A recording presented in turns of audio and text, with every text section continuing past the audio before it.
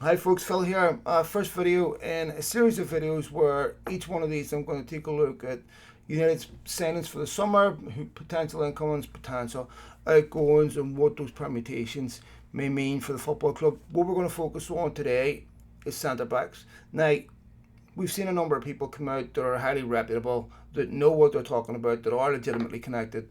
Fabrizio Romano has come out, of course, talked about the fact that they're prioritised the centre back this summer. Someone like Andy Mitten has also done the same.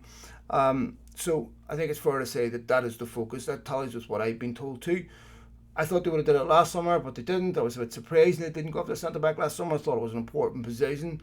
And all the talk, if you go back to this time last year, it was a centre back being the priority. So things are subject to change, especially when I don't think United have the resources to go out and buy top players in each of the positions that they need. But really, really important, United address 90% of what they need this summer, because next summer they're going to have other needs. They're going to need a striker.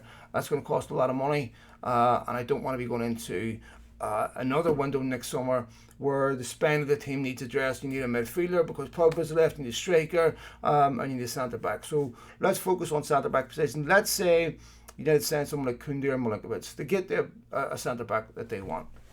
Then that becomes the question: who leaves? You've got Tuanzebe, you've got Bailly. So they're the most obvious two. If you look at both of them have been at United pretty much since 2016, right? In that time, since 2016, Axel Tuanzebe's played 16 games. That's not enough. It's nowhere near enough. He's 23. I know he's had injuries, but he's at a point in his career now where he needs to be playing. Right? He's good enough to be playing. He's popular amongst United fans. He did one of the best man-to-man marking jobs I've ever seen, and one of the best young players in the world, in Kylian Mbappe. Brilliant player. Eric Bailly, he's played 62 games since 2016. Now, similar to Tuanzebe in that he's had injuries, but against nowhere near enough. And if you're Axel Tuanzebe and Eric Bailly and you cannot break up the current centre-back pairing of Maguire and Lindelof, what decision do you have to make if you need to now send another centre-back that puts another layer between you and the first team? Now you're no longer behind Bailly and Maguire. Maguire and Lindelof. You're now behind Maguire, Lindelof, and I don't know, Milinkovic or Koundé, whatever. Given Bailly and Tuanzebe's age, is it fair to expect them to then turn around and say, well, we'll keep fighting for a place, boys? Because to me, I rate both of them really highly, and I would have played both of them in many games above Lindelof or even Maguire at some point. Personally, if I had to make a choice, I would want to see Victor Lindelof leave, because Harry Maguire is very similar to Lindelof, and we don't need another Victor Lindelof. That's what I would do, but that's not what's going to happen. So it's going to be really interesting to see what does happen there, because both Tuanzebe and Bailly would fetch a decent fee, in my opinion, and they should fetch a decent fee. There are two guys that I would find incredibly sad, because they are, especially Bailly. Bailly is a breath of fresh air. Brilliant player. And in the games that Bailly has played, you can very easily draw a straight line between points, Bailly. If Bailly isn't here, you don't get those points. I think it was a Wolves game, I can't remember what game it was, at Old Trafford, where he throws himself in front of the ball in the last minute of the game. It was definitely a goal. United would have dropped points in that game, no question. We've seen this before. So I wouldn't want to see Bailly leave. But I think he's at a point where, unless he gets assurances from Solskjaer, assurances I don't think Solskjaer's going to give him. There's a reason why he's not playing. There's a reason why Tuanzebe isn't playing. In a problematic position, to me, that says all you need to know. Although Jesse Lingard seems to have won back his approval. So we'd love to get your opinion on this, folks. Should United prioritise a centre back, or should they prioritise a different position on the field? And if they do send a centre back, which one would you sell?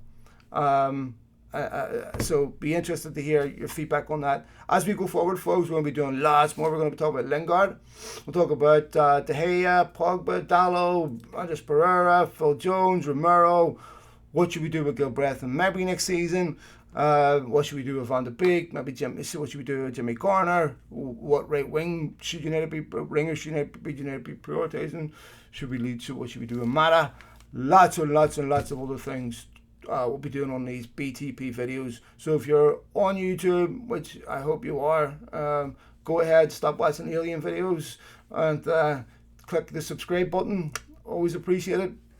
And folks, thank you so much for all the support on all our other platforms. If you're downloading the podcast, if you haven't downloaded Beyond the Pitch podcast, it's available on all major podcast platforms. Just search for BTP Media. We appreciate that. We appreciate the support, the likes, follows, all the feedback that we get. So grateful. And folks, just to finish up on this video, the last thing, we are working really hard behind the scenes to try to get a mental health podcast launched.